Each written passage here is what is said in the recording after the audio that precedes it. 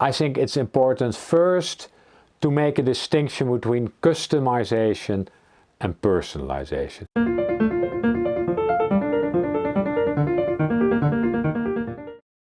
Hi, my name is Tom Haak of the HR Trend Institute. HR Trend Institute. This is another episode in a series about using HR trends. And I recommend you to have a look at the introductory video where I explain the framework. A super short summary. First, look at your big organizational issues.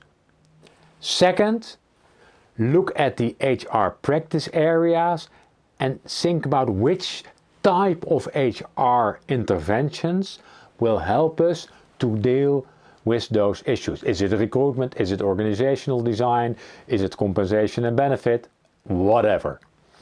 And then you're going to look at the trends. How can the trends help us to increase the impact of HR? How can we speed up? How can we be more innovative?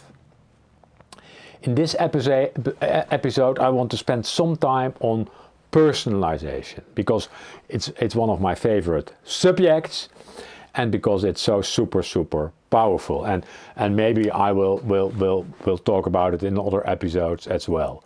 Today I think it's important first to make a distinction between customization and personalization. Often it's easier to start with customization. Customization is asking people what they want, and in some instances that might be enough. If you are planning a schedule for your staff, for your nurses or retail staff, it might be best to ask the people, hey, on which days do you want to work? And then the people say, I want to work Saturdays, I want to work in the evenings, whatever. And then you play around with that and use customization to make schedules that fit as good as possible with the wishes of the people. So that's customization. Sometimes you could say people don't know what they want. A long time ago I used to work for Philips Electronics, and I used to work a lot with product managers, and the first lesson that product managers learned me was, you don't go out and ask the client or the potential clients what they want. If you ask people, hey, what type of television would you like?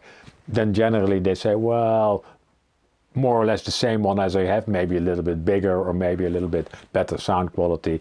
But the imagination of the customer generally is not that big. But the product manager, the role of the product manager is to look at the trends, to look at the behavior of people, to look at the possibilities of technology, and then think about how can we redesign, how can we design new models that really will sell fantastically. So, but customization, easy step, generally not a bad first step. Personalization is more about how can we use data we have gathered, how can we use data to predict the wishes, needs, preferences of people. And sometimes that can be simple as well. I take here as the example my supermarket, which is in the Netherlands a company called Albert Heijn. That's the supermarket I go to most often. And they first observe my behavior. They look what I'm buying, and after a while they know roughly Tom likes these type of things. Then they start with personalization. I can, every week, I can choose in my Albert Heijn app, I can choose my bonus box. And I just opened my bonus box of this week. Generally speaking, I found out that the bonus box contains a lot of articles I buy often. Probably the algorithm thinks, well, if we make offers for these type of products, Tom will come to the supermarket because he needs those products, he wants those products.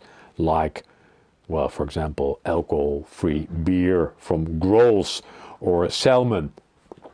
We are convenience eaters, and we eat a lot of smoked salmon because that's super easy with French fries. So the salmon, the French fries, the beer, it's all in my weekly offer. So I think, well, this week I will go to Albert Heijn again because they have my favorite articles on offer. This is, you could say, is that personalization? Yes, it's personalization.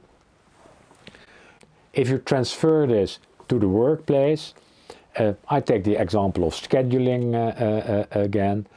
First, you could say you just schedule people in the way that you seem fit. And then you observe the behavior. Which people are changing their schedules? Which people prefer to work on certain days? So you look at the actual behavior of people. When are they working? When do they want to work? Maybe combined with customization, you might ask them as well. And then in the future, when you schedule again, you try to take the wishes, preferences and needs of the people into account. So if I'm Tom and I'm a nurse, and I'm playing volleyball on Wednesday evening. So generally speaking, I try to avoid Wednesday evenings in the schedule. I try to avoid working Wednesday evening. Well, your software can find out. Say, hey, Tom, he doesn't like Wednesday evening. So in the future, you don't offer me Wednesday evenings. You offer me other days. And some people like to work weekends because you get extra pay. So, of course, you won't be able to get the kind of 100% fit between wishes, needs, preferences and what you are doing, but you can come a lot closer than if you don't personalize at all. Well, just a first touch on personalization. As I said, it's one of my favorite subjects, so I will certainly come back to it. If you like to see more, go to the YouTube channel. If you like the videos on the channel, push the button subscribe. Go to the website of the HR Trend Institute, especially on personalization. There are many articles. A link to me on LinkedIn, and I hope to see you soon in one of the next episodes. Take care. Bye bye.